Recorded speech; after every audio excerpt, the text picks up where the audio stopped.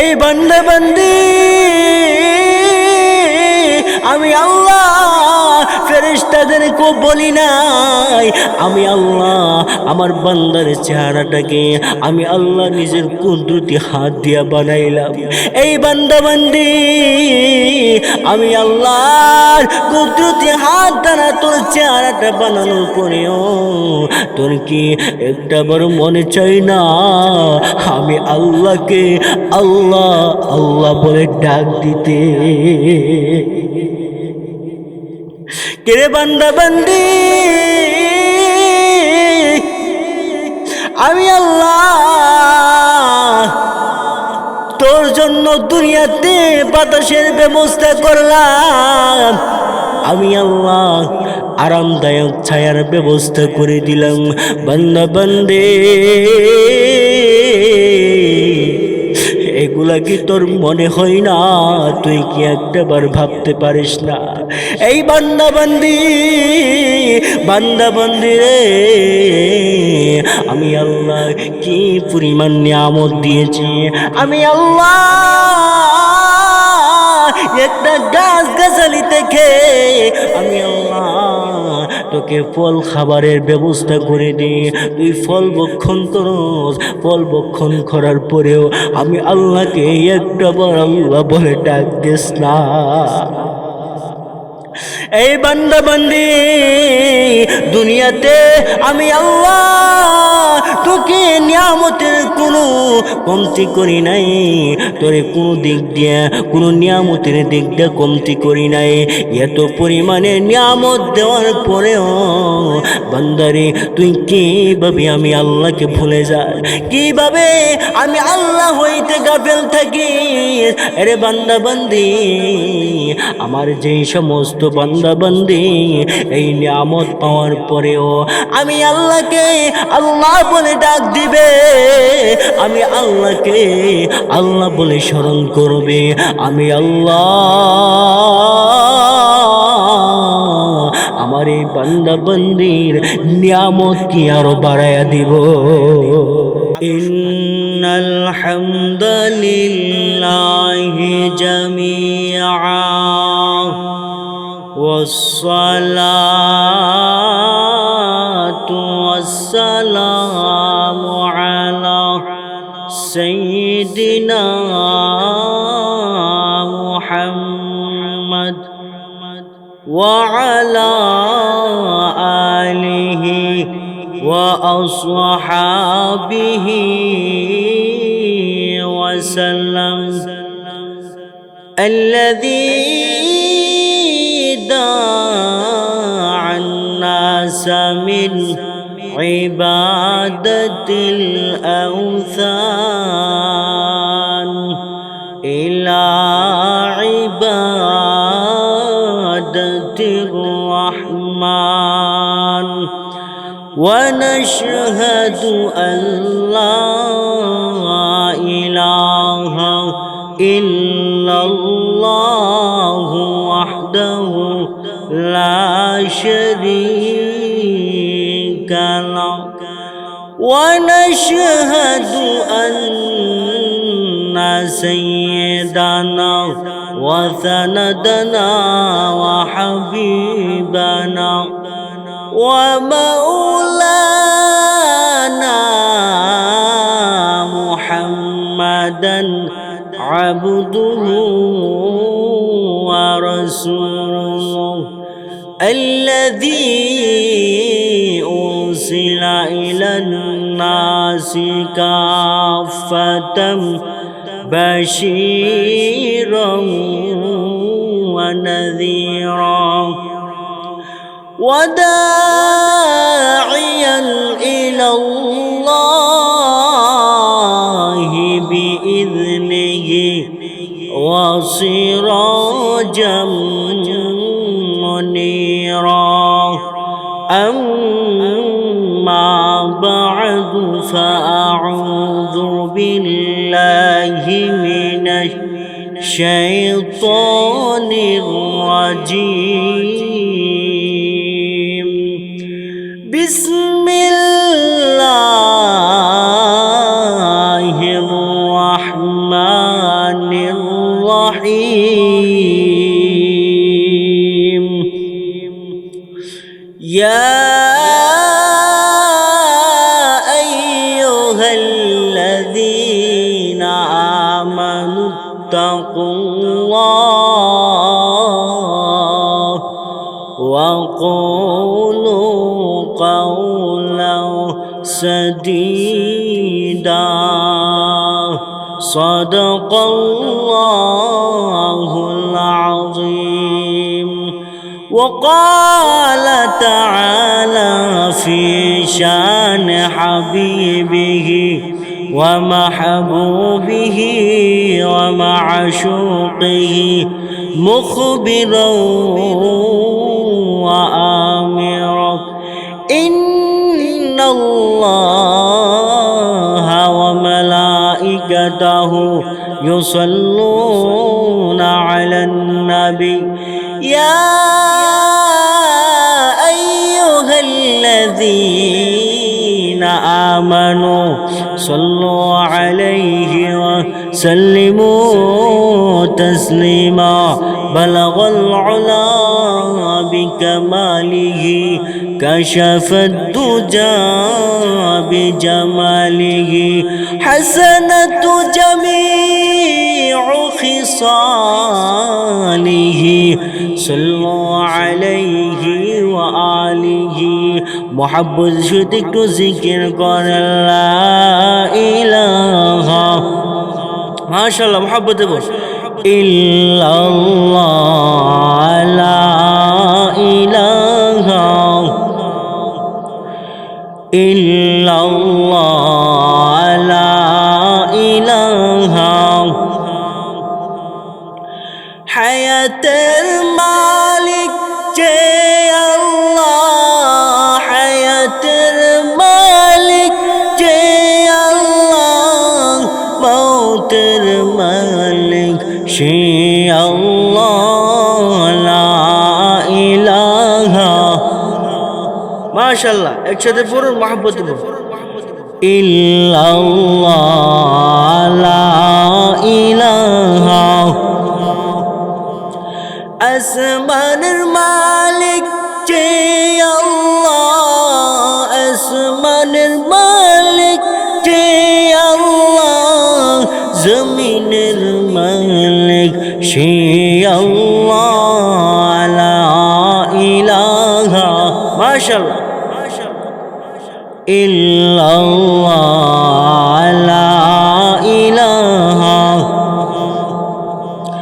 এই কালিমা পড়বি যারা কাজে লাগবি মরণ বেলা বলুন এই কালিমা পড়বি যারা কাজে লাগবি মরণ বেলা এই কালিমার রোশনীতে এই কালিমার রোশনীতে কবর হবে উজালা লা ইলাহা মাশাআল্লাহ মোহাম্মদ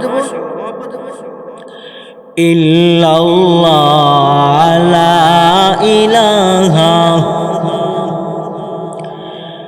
লা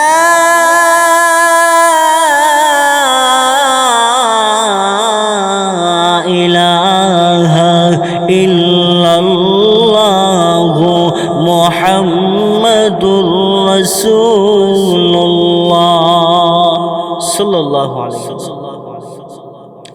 আজকের মাহফিলের বর্তমান অধিবেশনের আমার সম্মানিত সভাপতি সাহেব মাদ্দাজিল্লাহুল আলী, উপস্থিত উলামায়ে কেরাম, তুলাবায়ে আযম ও আমার প্রাণ প্রিয় ধর্মীয় যুবকবৃন্দ ভাইরা, পর্দার আড়াল থেকে ওয়াজ শ্রবণ করতেছেন আমার সম্মানিত মা ও বোনেরা, সর্বপ্রথমই মহান স্রষ্টার দরবারে শুকরিয়া আদায় করি, যেই স্রষ্টা আপনাকে আমাকে বহু মানুষ থেকে যাচাই বাছাই করে দুনিয়াবি যাবতীয় ব্যস্ততা থেকে ফারেক করে আল্লাহ পাক রব্বুল আলামিন আপনাকে আমাকে একটি বরকতময় ফজিলতময় নূরানি কুরআনি বরকতি রহমতি জলসায় আশা এবং বসার মতো তৌফিকটুকু দান করেছেন।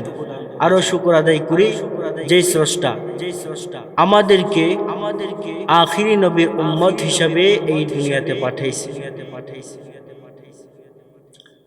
মুহতারাম হাজিরিন,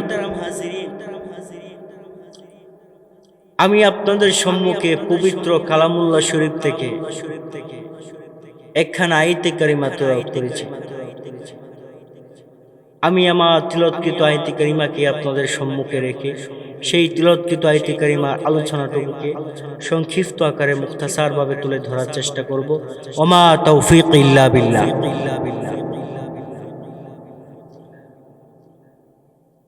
সম্মানিত উপস্থিতি, আমি আপনাদের সম্মুখে যেই আয়াতে কারিমা তিলাওয়াত করেছি, আমি আমার তিলাওয়াতকৃত আয়াতে কারিমার আলোচনাতে কিছুক্ষণের ভিতরে ইনশাআল্লাহ ঢুকে যাব। তার আগে আমি আপনাদেরকে বলি, আমার এই প্রাণের যুবক ভাইয়েরা এত সুন্দর করে চাকচিক্য করে ঝাঁকজমকভাবে আজকের যে মাহফিল আয়োজন করেছে, আলহামদুলিল্লাহ আমি মুগ্ধ। আপনারা সকলেই মুগ্ধ হয়েছেন তো? মাশাআল্লাহ। এই আমার যুবক ভাইদেরকে আল্লাহ তাআলা দ্বীনের জন্য কবুল আর মঞ্জুর করুক, সকলে বলি আমিন। এই যুবক ভাইয়েরা হলো আগামী দিনের ভবিষ্যৎ। তাদেরকে দেয় আল্লাহ পাক দিনের বিভিন্ন কাজ নেবে। সুতরাং এই যুবক ভাইদের আজকের আয়োজনে আমি খুবই সন্তুষ্ট। দেখেন এই যুবক ভাইদের মতো কত যুবকরা আছে গান বাজনার আয়োজন করতেছে না? আপনাদের এদিকে বোধ নাই, অন্যদিকে আছে, গান বাজনার আয়োজন করতেছে। নর্তকীদেরকে আইনা, বাউলদেরকে আইনা নাচ গানে আয়োজন করতেছে। তাদের কপাল কিভাবে পুড়ে গেল, কি হতভাগা সন্তান তাদের তুলনায় আল্লাহ পাক আমার কলিজার টুকরা যুবক ভাইদেরকে দ্বীনের জন্য কবুল করছে। কোরআন হাদিসের আলোচনার সুন্দর একটা আয়োজন তারা করছে। ও মুরব্বী বাবা, এরকম সন্তান প্রতিটা ঘরে ঘরে জন্ম হওয়ার দরকার আসেনি? যুবকদেরকে খুব উৎসাহিত করতে হবে। তাই হলো আগামী দিনের ভবিষ্যৎ। তাদেরকে দিয়ে আল্লাহ পাক দ্বীনের বড় বড় খেদমত নিবে। সুতরাং তাদেরকে সবসময় সৎ পরামর্শ দেওয়ার চেষ্টা করব। তাদেরকে সঠিক পথে আসার জন্য উদ্বুদ্ধ করতে হবে আমাদের। যারা দূর দূরান্ত থেকে আসছেন আমার আলোচনা শোনার জন্য, সকলকে আমার পক্ষ হইতে আন্তরিকতার অভিনন্দন ও শুভেচ্ছা মোবারকবাদ জানাচ্ছি। আপনাদের সকলের জন্য আমি দোয়া করি। বিশেষ করে এখানে যে সভাপতি সাহেব, উনি অত্যন্ত ভালো মানুষ। বিশেষ করে আমার আগে যে সমস্ত উলামায়ে কেরামগণ কথা বলছে, আলোচনা করে গেছে, প্রতিটা উলামায়ে কেরাম খুব দামি দামি মূল্যবান কথা বলে গেছে। তো আমি আপনাদের সম্মুখে যে আয়াতে কারিমা তিলাওয়াত করেছি, আল্লাহ পাক আমার তিলাওয়াতকৃত আয়াতে কারিমাতে দুইটা বিষয় নিয়ে আলোচনা করছে। কয়টা বিষয়? দুইটা বিষয়। আল্লাহ বলে, ইয়া আইয়ুহাল্লাযীনা আমানুত্তাকুল্লাহ বলেন, ইয়া আইয়ুহাল্লাযীনা আমানু, হে ঈমানদারগণ, হে বিশ্বাসীগণ। আল্লাহ পাক কোরআনের বিভিন্ন আয়াতে কারিমার মাধ্যমে ঈমানদারদেরকে ডাকতেছে, ও ঈমানদারগণ, ও বিশ্বাসীগণ। এভাবে আল্লাহ তাআলা ঈমানদারদেরকে সম্বোধন করে ডাকতেছে। ইমানদারদের কি সম্মান আর কি ইজ্জত, কি দাম আল্লাহ বাড়াই দিছে। ইমানদারদের কথা আল্লাহ কোরআনে উল্লেখ করছে। ইত্তাকুল্লাহ, তোমরা আমি আল্লাহকে ভয় করো, ভয় করার মতো ভয় করো। এটা হলো প্রথম নম্বর অংশ। প্রথম কথা আল্লাহ বলছে আল্লাহকে ভয় করার কথা, আল্লাহকে ভয় করতে হবে। এই কথাটা আপনারা স্মরণ রাখবেন। এরপরে আসুন দ্বিতীয় নম্বর অংশে আল্লাহ পাক দেখেন কি বলে, وَقُولُوا قَوْلًا سَدِيدًا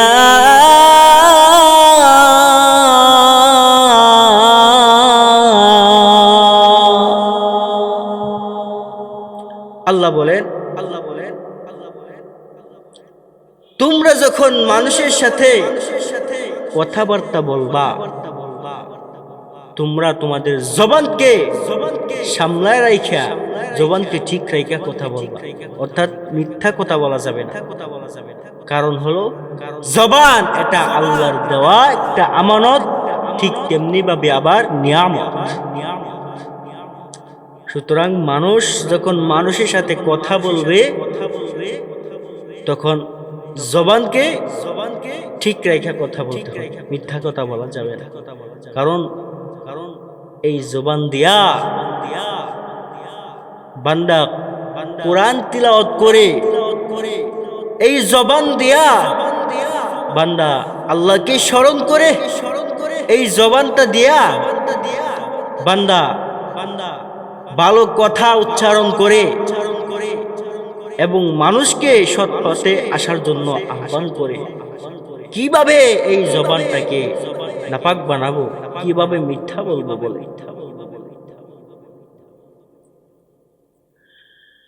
আমার এই মুসলমান, এই জবানটার কি দাম, কি পরিমাণে আল্লাহর দামটা বাড়ায় দিছে এই জবানে। এই জবানটা দিয়ে যদি বান্দা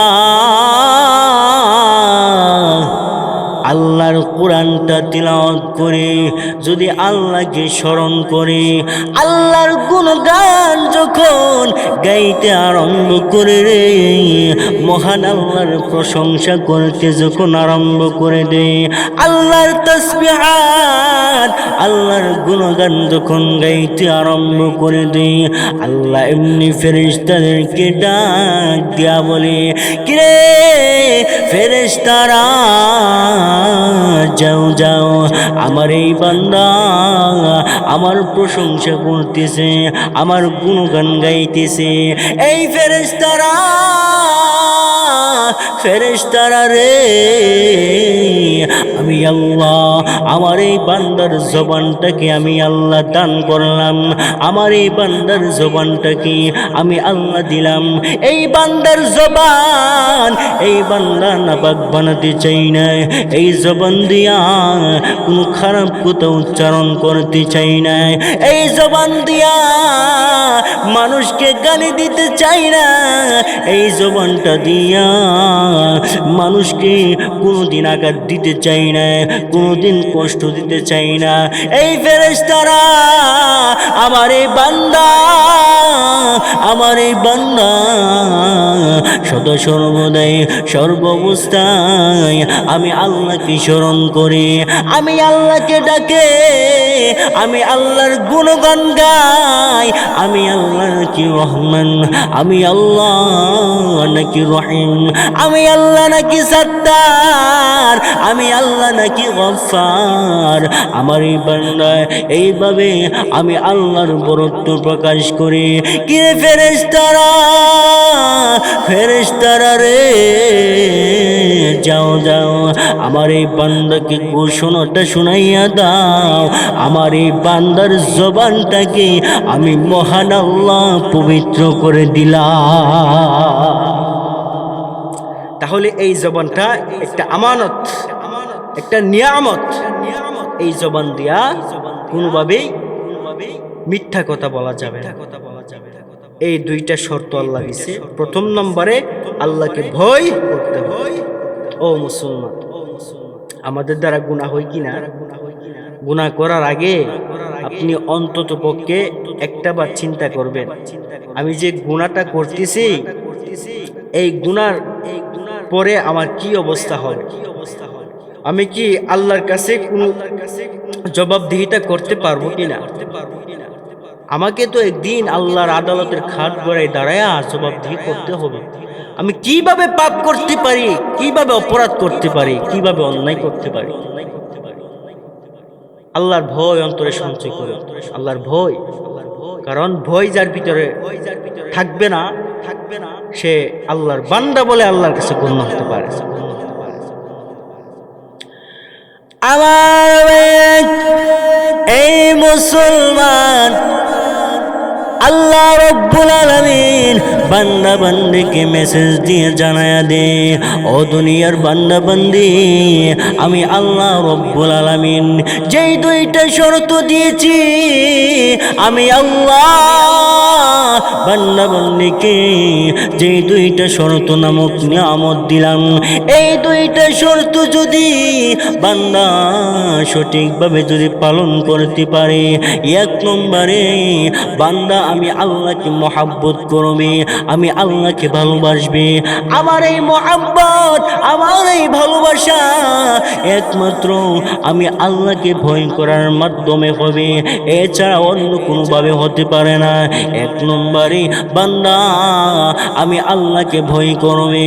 দুই নম্বরে বান্দা বান্দি একে অপরের সঙ্গে যখন কথাবার্তা বলবে, সদা সর্বদাই সর্ব অবস্থায় বান্দা বান্দি সত্য কথা এই জবানটা দিয়া বের করবে, কোনোভাবেই মিথ্যা কথা বলবে না। এই দুইটা শর্ত যদি কোনো বান্দা বান্দি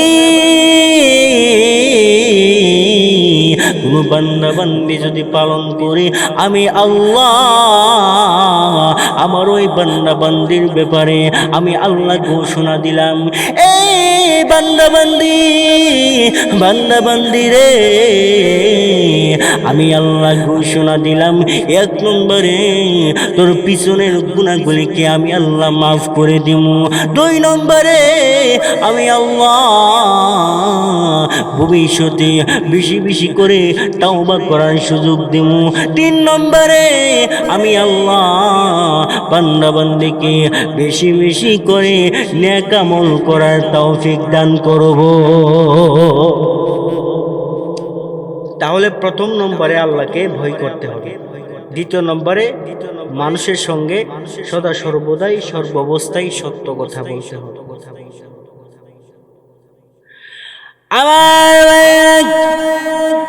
এই মুসলমান, আপনি আমি যদি সত্য কথা বলে আল্লাহকে যদি রাজি খুশি করতে পারি, এর বিনিময়ে মহান আল্লাহ আপনার আমার জন্য কি প্রতিদান রাখছে জানেননি? আল্লাহ ডাক দিয়ে বলে, কিরে বান্দা বান্দি, দুনিয়াতে ইচ্ছা করলেও তুমি মিথ্যা কথা বলতে পারতে, মিথ্যা কথা বলো নাই। এই জবানটা দিয়া মানুষকে গালিগালাজ করো নাই, এই জবানটা দিয়া সদা সর্বদাই আমি আল্লাহর প্রশংসা করেছ। এই জবানটা দিয়া কাউকে ইচ্ছা করলেও গালি দিতে পারতা, কিন্তু গালি দেও নাই। এই বান্দা বান্দি, এই জন্য আমি আল্লাহ তোমাকে পরকালে এমন এমন কিছু নিয়ামত দান করব। এক নম্বরে তোমার হাসর নাসরটা আমানতকারী বান্দা বান্দির সঙ্গে হবে রে। তোমার হাসর নাসরটা নবী রাসূলগণের সঙ্গে হবে, তোমার হাসর নাসরটা শুহাদায়ে কেরামদের সঙ্গে হবে। এই মুসলমান, এই দুনিয়াতে আপনি আমি একটা টাকা ঘুষ খাওয়ার জন্য আপনি আমি যখন বিপদের সম্মুখীন হয়ে যায়, যখন মানুষ আমাকে ঘুষ দিতে আরম্ভ করে, আপনি আমি আর নিজেকে সামলায় রাখতে পারি না। কয়েকটা টাকা ঘুষ খাওয়ার জন্য একটা মিথ্যা অপবাদ দিই, আবার কয়েকটা টাকা ঘুষের জন্য অপর একটা বান্দা বান্দিকে বিপদের সম্মুখীন করে ফেলি।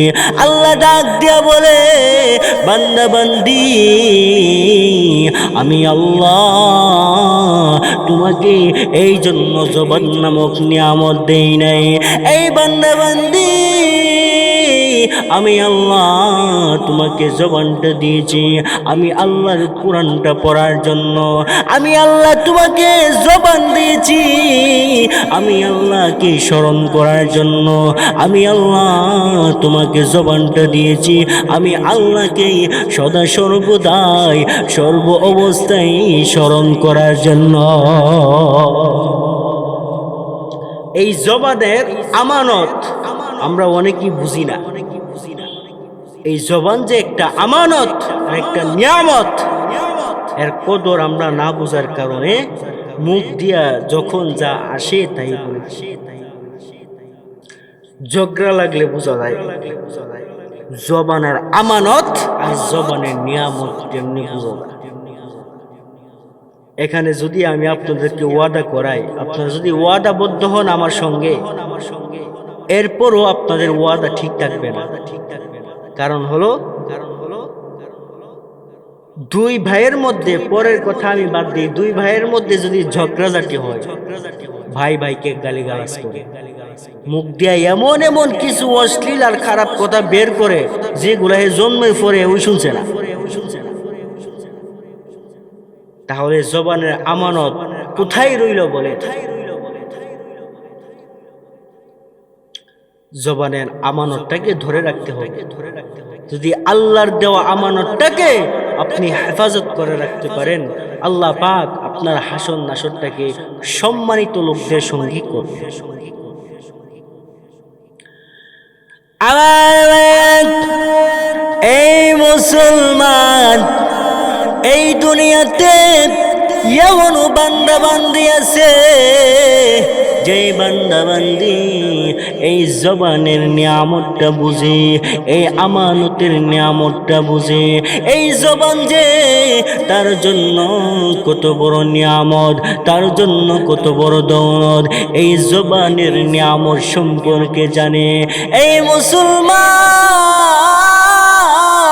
এমন বান্দা বান্দি আছে যে বান্দা বান্দির জবানটাকে আল্লাহ দেয় নাই। এই মুসলমান, কত বান্দা বান্দি আল্লাহ রব্বুল আলামিন কত বান্দা বান্দিকে বুবা বানায়া রাখছে। ওই বান্দা বান্দির দিকে একটু তাকাও না, একটু তাকায় দেখো না। ওই বান্দা বান্দির তুলনায় মহান আল্লাহ আপনাকে আমাকে সুস্থতার নামক নিয়ামত দিছে। আপনি আমি যখন যা মনে চাই এই জবান দিয়া বলতে পারি, কথা বলার ইচ্ছা হইলে কথাও বলতে পারি। আবার যখন কোরআন তেলাওয়াত করার ইচ্ছা হয় কোরআন তেলাওয়াত করতে পারি। আল্লাহ রব্বুল আলামিনের প্রশংসা করার ইচ্ছা হইলে মহান আল্লাহর প্রশংসাও করতে পারি, আল্লাহর গুণগানও গাইতে পারি, আল্লাহর তাসবিহাতকে পাঠ করতে পারি। কোনো কিছু বাকি নাই যেগুলি করতে পারি না। কিন্তু যে বান্দা বান্দি জবান নামক নিয়ামতটা নাই, সেই জবান নামক নিয়ামতের কদরটা ওই বান্দা বান্দি বুঝে।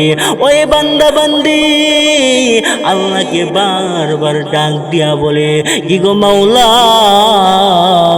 আমার তুলনায় আপনার অমুক বান্দার জবান জবানটাকে সুস্থ করলা, অমুক বান্দার জবানের মধ্যে কোনো সমস্যা নাই, আপনি আমাকে বোবা বানায়া দিলা, কিন্তু জবান দিয়া কোনো কথা বের হয় না, কোনো কথা উচ্চারিত হয় না।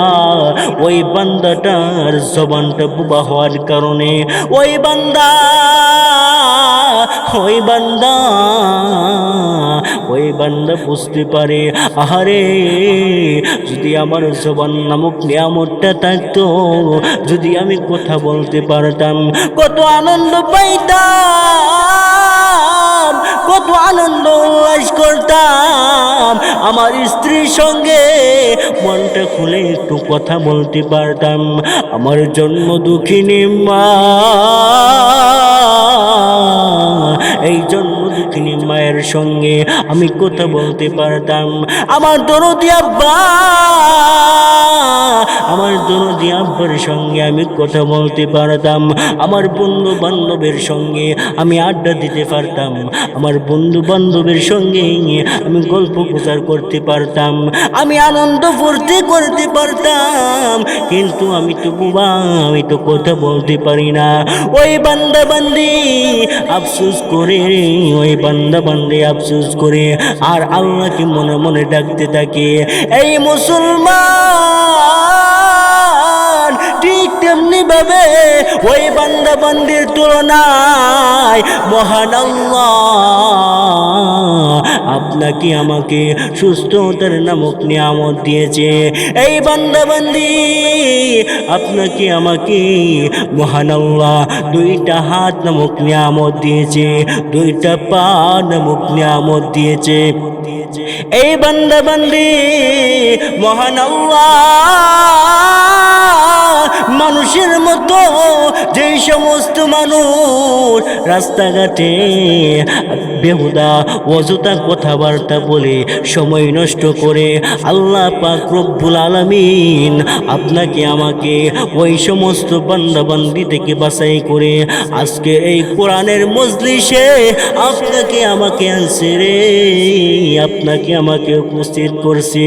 এই মুসলমান এমনও মা বাবা আছে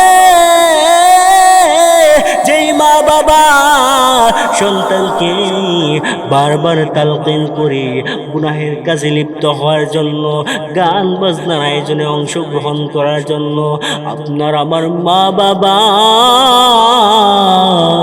আপনার আমার মা বাবা আপনার আমার কল্যাণের জন্য মাহফিলে যাওয়ার জন্য আদেশ করে, বাজান রে সন্তান রে যাও যাও, বাড়ির পাশে মাহফিলের আয়োজন করা হয়েছে, মাহফিলের আয়োজন করা হয়েছে, এই মাহফিলে যাও।